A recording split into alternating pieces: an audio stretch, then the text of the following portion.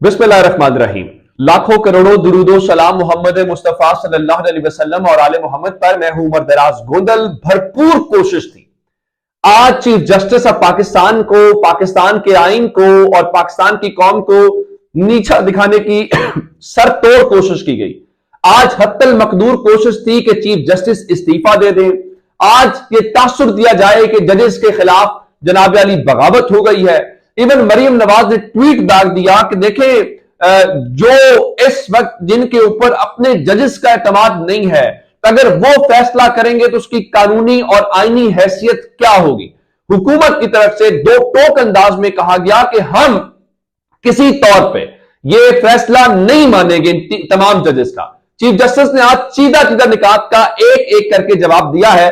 लेकिन अब मैं आपको सिर्फ इतनी बात कहना चाहता हूं कि जनाब अली, मैं नुक्तावार एक एक चीज करके आपको बताऊंगा कि आज हुकूमत को या जो पूरा प्लान करके बैठे हुए थे उनको किस तरह से मुंह की खानी पड़ी है। सबसे पहली बात यह है कि आज यह कहा गया कि एक बार फिर फुल कोर्ट की इस्तदा, और इसके ऊपर जो पाकिस्तान बार काउंसिल के नुमाइंदे थे उन्होंने कहा कि अगर आपने फुल कोर्ट नहीं बनानी तो आप एक बार तमाम जजेस की, आप जानते हैं कि वहां पे इनकी मीटिंग होती है, फुल कोर्ट मीटिंग, तो आप जजेस की वो बता रहे। जैसे ने कहा वो मेरे जहन में था फुल कोर्ट का, ऐसा नहीं है।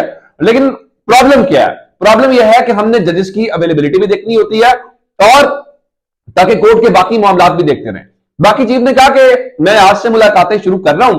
पाकिस्तान की सुप्रीम कोर्ट बहुत सारे मामला के ऊपर मुत्तहिद है, उनका कुछ सियासी मामला आड़े आ गए, उनका मैं आज मुलाकात शुरू करूंगा और मंडे के रोज तक इंशाल्लाह कौम को अच्छी खबरें देखने को मिलेगी। अच्छा, अब फुल कोर्ट बनाने की जो फिलहाल इस्तदा इनकी थी वो मुस्तरद कर दी और चीफ जस्टिस ने इस बारे में वजाहत भी कर दी है।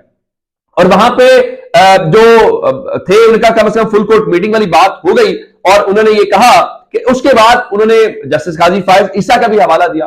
फिर उन्होंने कहा जस्टिस मुजाहिर अली अकबर नकवी को उस 9 रुकनी बेंच के अंदर डालने का खास मकसद था। मकसद यह था कि जिस तरह हमारे पहले जज के साथ हुआ, हम नहीं चाहते जस्टिस मुजाहिर अली अकबर के साथ भी वो हो और जस्टिस मुजाहिर अली अकबर नकवी को उस 9 रुकनी बेंच के अंदर शामिल करने का मतलब एक पैगाम था और वो खामोश पैगाम दिया गया। और उसमें उन्होंने बताया कि जब जजेस की 9 रुकनी बेंच की तश्कील दी गई तो तमाम जजेस के बारे में सोचा गया।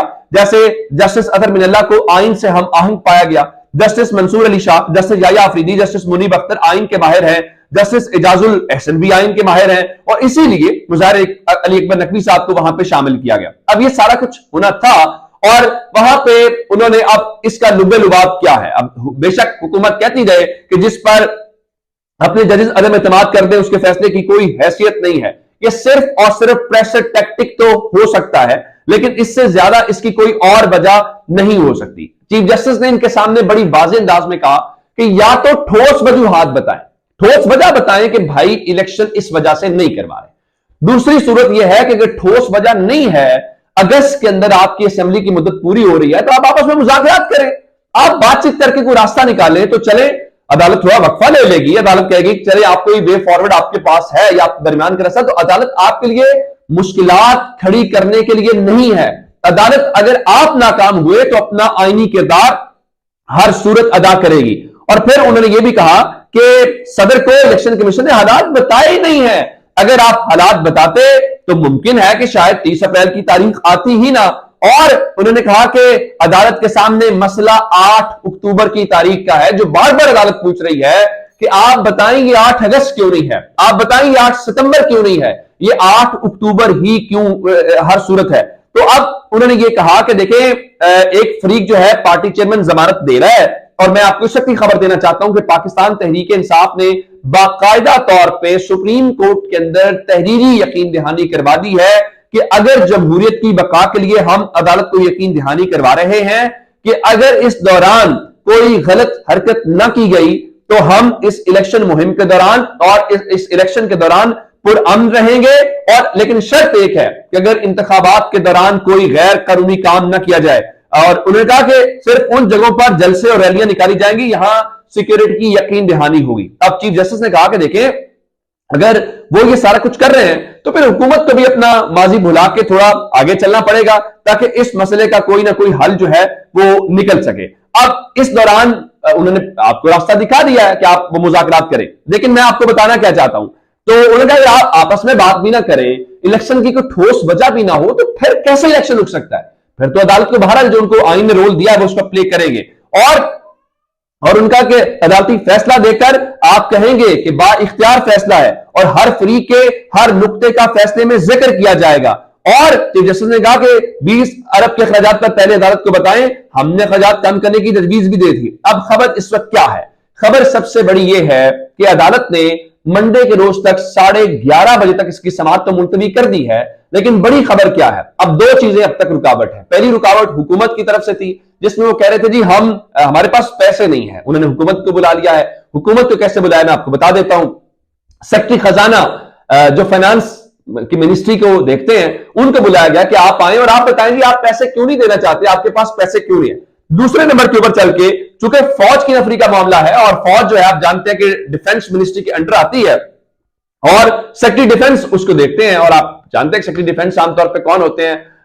तो सेक्रेटरी डिफेंस को भी बुला लिया गया। तो अमली तौर पर आप ये कह सकते हैं कि फौज और हुकूमत दो, जाहिर बात है जो उनकी रिपोर्टिंग अथॉरिटीज हैं, रिपोर्टिंग जो सब जिनके वो हैं, उनको ही बुलाएंगे। उनको बुला के ये कहा गया है मंडे के रोज आप अदालत में खड़े हूं, सेक्रेटरी डिफेंस बताए कि सिक्योरिटी क्यों नहीं मिल सकती, सेक्रेटरी फाइनेंस बताए कि पैसे क्यों नहीं मिल सकते। तो अब ये मामला अपने मंतकी अंजाम की तरफ जाता हुआ नजर आ रहा है, और अटॉर्नी जनरल ने कोशिश की आज वो बेंचेस वाले मामले की, तो चीफ जस्टिस ने कहा कि आप हमारी हुदूद के अंदर ये मुदाखलत कर रहे हैं, तो जो हमारे मामला अंदरूनी है आप उनको अंदरूनी मामला जो है वो रहने दें। अब मैं आपको एक और बात बताना चाहता हूं। जिस तरह मैंने आपको बताया कि तहरीक इंसाफ ने वहां पे एक तहरीरी यकीन दहानी करवा दी है कि बिल्कुल ठीक है, अगर कोई गलत प्रैक्टिस ना हो तो हम पुरअमन रहेंगे, जाहिर है हम एक पॉलिटिकल पार्टी हैं।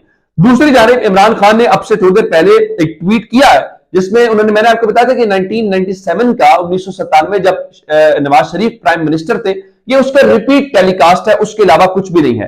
तो उन्होंने कहा ये और कुछ भी नहीं है, मुस्लिम लीग नून 1997 वाली हरकत करके चीफ जस्टिस को धमका रही है, और इसकी वजह इनका इलेक्शन से खौफजदा होना है। उन्होंने कहा कि मैं चाहता हूं कि पाकिस्तान की आवाम जरूरत पड़ने पर कानून की हुक्मरानी, आइन और जमहूरियत के तहफ्फुज के लिए सड़कों पर आने के लिए तैयार रहें। एक और बात इमरान खान ने की, उनका वो तमाम जमातों से बातचीत करने के लिए तैयार हैं, लेकिन इस हवाले से एक बात वाज़ेह है कि जो बातचीत होगी वो सिर्फ और सिर्फ आइन और कानून के ऊपर होगी। आइन और कानून से हटके किसी किस्म की कोई बातचीत नहीं होगी। और इनके ख्याल में अगर आप ये बताना चाहते हैं कि आप डराना चाहते हैं चीफ जस्टिस को, ये सारा कुछ करना चाहते हैं, तो एक बार फिर उन्होंने कहा कि कौम सड़कों पर निकलेगी, और इमरान खान दमादम मस्त कलंदर की कॉल जो है वो दे रहे हैं। उन्होंने एक और बात की, उन्होंने कहा कि वुकला बरादरी से भी उन्होंने कहा कि 2007 की तरह एक बार फिर वो इस तहरीक की क़यादत करें जिसके अंदर पाकिस्तान की जुडिशरी जो है उसको अंडरमाइन किया जा रहा है। जाहिर है ये एक बहुत बड़ा मामला है, लेकिन आज का दिन, अगर आप ये कहें आज का दिन चीफ जस्टिस उमर अता बंदियाल के नाम रहा है, तो ये कहना गलत नहीं होगा।